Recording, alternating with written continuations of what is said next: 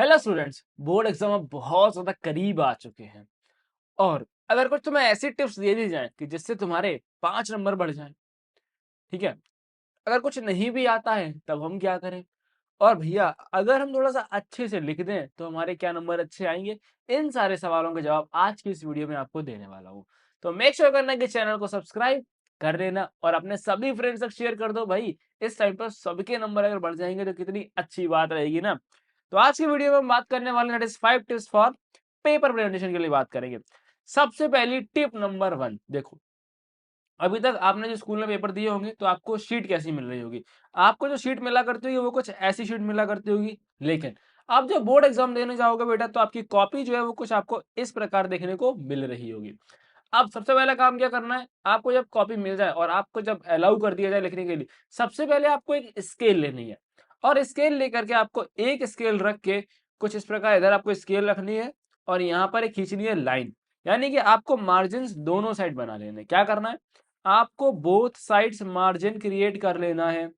अब इससे क्या होगा? इससे जो अपनी नेक्स्ट टिप में है उससे आपकी कॉपी थोड़ी सुंदर दिख रही होगी।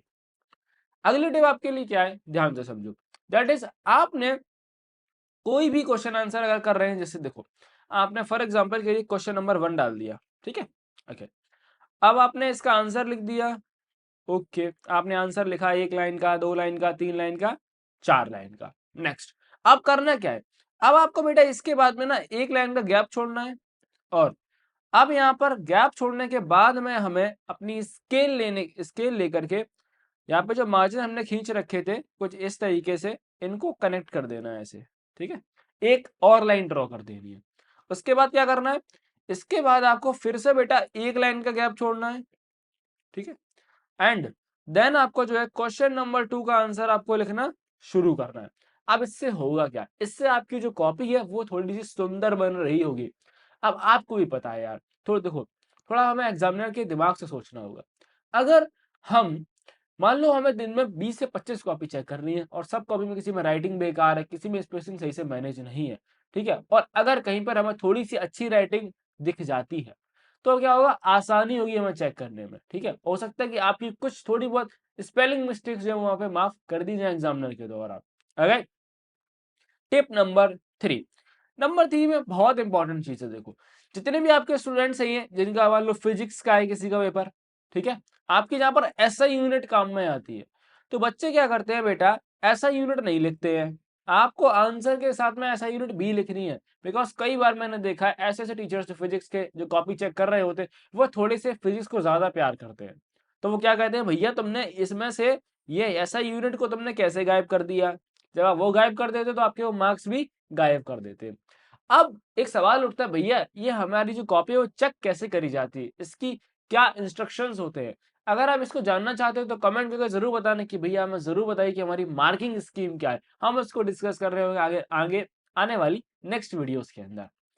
टिप नंबर 3 आपको देना चाहूंगा, दैट इज, आपके कुछ सब्जेक्ट ऐसे होंगे जिसमें आपको डायग्राम बनाने की जरूरत पड़ रही है। अगर तुम्हें डायग्राम बनाने की जरूरत पड़ रही हो सकता है फिजिक्स में पढ़ रही हो, केमिस्ट्री में, तो आप बहुत ज्यादा आप रिएक्शन वगैरह में बना सकते हैं। सबसे पहली चीज आपको ध्यान रखनी है कि जब भी आपको डायग्राम बनाओ, अब देखो रिएक्शन बनाओगे बेटा तो वो तो आपकी पूरे पेज में ही कवर कर रहे होगे आप, ठीक है। बट अगर डायग्राम बनाना है तो वो आपको राइट साइड में बनाना है। क्या बनाना है? राइट साइड में बनाना है। दूसरी बात आपको और इंपॉर्टेंट चीज बता देता हूं मैं, उसको लेबल कैसे करना है। फॉर एग्जांपल मान लो कि मैंने एक डायग्राम बना दिया है। अब इसको लेबल करने के लिए ऐसा नहीं कि कहीं आप ऐसे कर दे रहे हो, ऐसे कर दे रहे हो, ऐसे ऐसे ऐसे कर दे रहे हो, नहीं। ये तरीका बहुत ज्यादा गलत तरीका होता है। आपको तरीका बताता हूँ जो आपके लिए मोस्ट ऑथेंटिक रहेगा। वो तरीका क्या है? आपको सिंपली करना है, आपने डायग्राम बनाया, आपको सारी चीज को 5 पॉइंट इसमें मुझे मेंशन करने हैं, ठीक है। एक ए पॉइंट है, बी पॉइंट है, सी डी और ई पॉइंट है। आपको यहाँ से सीधी लाइन खींचनी है और आप जो भी लिखना चाहते हैं वो आप यहाँ पर लिख देंगे। तो उससे क्या होगा? थोड़ा सा आपका डायग्राम भी अच्छा देखने में लग रहा होगा। छोटी छोटी चीजें हैं जिससे अपने कॉपी को सुंदर बना सकते हैं और अपने नंबर आप स्कोर अच्छे बढ़ा सकते हैं वहां से भी। नेक्स्ट इज, देखो, ये उन बच्चों के लिए जिनकी हैंडराइटिंग अच्छी नहीं है। बहुत सारे ऐसे बच्चे हैं जिनकी हैंडराइटिंग एवरेज है, जिनकी हैंडराइटिंग अच्छी नहीं है। अब बच्चे पहली गलती क्या करते हैं? देखो, कुछ ऐसे बच्चे होंगे जिनकी हैंडराइटिंग वो बहुत ज्यादा स्मॉल लेटर लिखते हैं। क्या करते हैं? वो बहुत ज्यादा स्मॉल लेटर लिखते हैं। तो उन्हें क्या करना है? देखो, उन्हें अपने वर्ड्स के बीच में गैप बढ़ा देना है। क्या बढ़ा देना भैया? वर्ड्स के बीच में आपको गैप बढ़ा देना है। जिससे क्या होगा, आपने बेटा जो कुछ लिखा हुआ है, ठीक है, आप जो कुछ लिखे हुए हैं वो आपका रीडेबल हो जाएगा। ओके, अब जब रीडेबल हो जाएगा तभी आपका टीचर उसको पढ़ पाएगा और आपको मार्क्स मिल रहे होंगे। साथ में एक आपको बोनस टिप भी देना चाहूंगा। बोनस टिप ये कहती है दैट इज कि अगर हमसे गलती हो जाती है तो हमारी रेगुलर आदत क्या पड़ी हुई है। फॉर एग्जाम्पल के लिए मान लो मैं लिख रहा हूँ, लाइक मैंने केमिकल लिखा है यहाँ पे, ठीक है, अब मेरी इसमें कुछ गलती हो गई है स्पेलिंग, या मैं ये वर्ड नहीं लिखना चाहता, मैं क्या करता हूँ, मैं ऐसे ऐसे ऐसे ऐसे ऐसे ऐसे ऐसे ऐसे पूरा पेंटिंग कर देता हूँ। ठीक है, अभी तो बेटा ये कट गया है तो दोबारा से बता दे रहा हूँ थोड़ा एग्जाम्पल। तो अब क्या करते हैं, इसको ऐसे ऐसे, फिर चलाए कोई बात नहीं, हम ऐसे ऐसे पेंटिंग कर देते हैं। अब इससे क्या होगा, मान लो कि आपकी एक पूरी पेज में आपने पूरा बहुत बढ़िया से लिखा हुआ है, लेकिन आपने बेटा एक जगह पर कुछ ऐसे ऐसे कटिंग कर दी है, तो हमारा ध्यान कहाँ जाएगा, हमारा ध्यान यहीं पर जाएगा। अब हमें क्या करना है, तो भैया अब आप कहने क्या चाहते हो, हम मतलब कटिंग ना करें भैया, थोड़ी बहुत तो गलती हमसे हो ही जाती है। तो देखो बेटा, कटिंग करने का जो बेस्ट तरीका होता है वो मैं आपको बता देता हूँ वो क्या होता है। अगर मान लो कुछ भी तुमसे गलत लिख गया है और आपको कट करना है, फॉर एग्जाम्पल के लिए मैंने लिख रहा यहाँ पे प्रोग्रेस और मुझे कुछ और लिखना था, अब मुझे इसे कट करना है, तो मैं सिंपली एक लाइन से कट करूंगा। कैसे? सिंपल आपको एक लाइन से स्ट्राइक थ्रू करना है, बिकॉज वो जो है ज्यादा दिखेगा भी नहीं और आपका ट्रबल भी क्रिएट नहीं कर रहा हो, कॉपी तुम्हारी बराबर से अच्छी लग रही होगी। अब एक क्वेश्चन बच्चे ये पूछते हैं, भैया हम पेपर सीक्वेंस वाइज अटेम्प्ट करें या फिर रैंडमली अटेम्प्ट करना, तो मैं आपको सजेशन यही दूंगा कि आप बेटा पेपर को सीक्वेंस वाइज अटेम्प्ट करो, बिकॉज आप जितनी ज्यादा दिक्कत एग्जामिनर के लिए बढ़ाओगे उतनी ज्यादा दिक्कत आपके लिए हो सकती है कि आपने कोई क्वेश्चन जो है वो छूट जाए।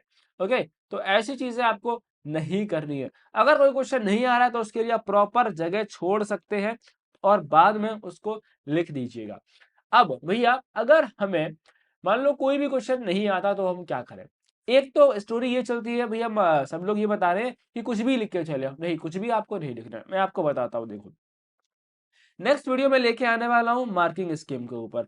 हर सब्जेक्ट की हम मार्किंग स्कीम को डिस्कस कर रहे होंगे, जिसमें आपको ये पता चलेगा कि अगर बेटा आपका कोई भी, फॉर एग्जाम्पल के लिए आपका अगर लेट अस सपोज कि एक क्वेश्चन नंबर 4 है जो कि आपका 3 मार्क्स का है, तो ये क्वेश्चन 3 मार्क्स का क्यों है, यानी कि इसमें आपका डिवीजन क्या है, क्या है आपका मार्क्स का डिवीजन कैसे हो रखा है, ये आपको बताऊंगा मैं।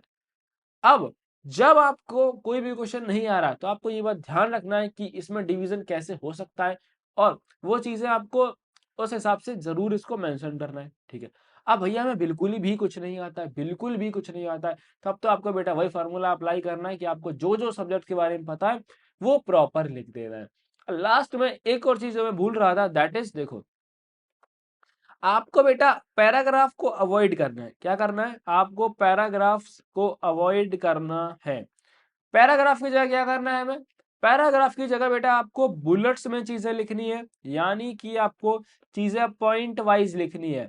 और ये बात ध्यान रखना कि जब आप पॉइंट नंबर 1 लिख रहे हो उसके बाद जब पॉइंट नंबर 2 लिखो तो एक लाइन का स्पेस छोड़ देना, बिकॉज जितना चीजें स्पेशियस रहेंगी उतना कॉपी आपकी रीडेबल रहेगी, कॉपी आपकी अच्छी लगेगी, तो आपके मार्क्स वहां पर बढ़ने के चांसेस रहते हैं। और भी ऐसी वीडियो देखने के लिए चैनल को सब्सक्राइब कर लेना, अपने सभी फ्रेंड्स तक शेयर कर देना। और अगर आपके पास क्लास 12 में कंप्यूटर साइंस है तो ये चैनल कुछ भी करो सब्सक्राइब हो जाना चाहिए, बिकॉज इस चैनल पर हम लेकर आएंगे क्रैश कोर्स जिसमें हम बिल्कुल 1 से शुरू करेंगे।